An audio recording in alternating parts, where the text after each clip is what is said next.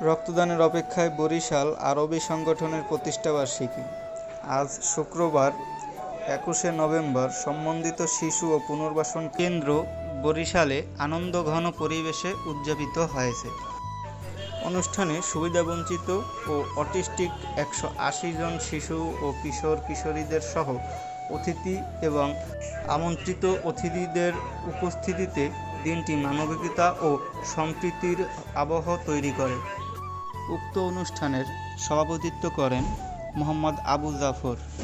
প্রধান অতিথি হিসেবে উপস্থিত ছিলেন এ.কে.এম. আখতারুজ্জামান খান মামুন। বিশেষ অতিথি হিসেবে উপস্থিত ছিলেন প্রিন্স তালুকদার।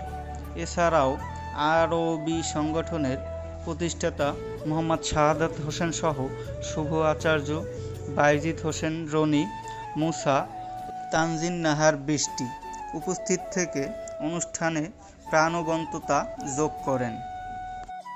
উক্ত অনুষ্ঠানে বিভিন্ন সংগঠনের প্রতিনিধিরাও উপস্থিত ছিলেন। তারা আরবির মানবিক কার্যক্রমকে এগিয়ে নিতে একসাথে কাজ করার অঙ্গীকার পুনর্ব্যক্ত করেন।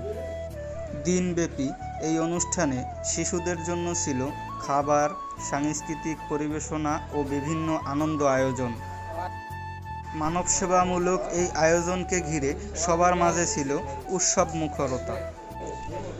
মানবতার সেবায় রক্তদানের অপেক্ষায় বরিশাল আরবি ভবিষ্যতেও রক্তদানের পাশাপাশি সমাজকল্যাণমূলক কার্যক্রম আরও বিস্তারের প্রত্যয় ব্যক্ত করেন।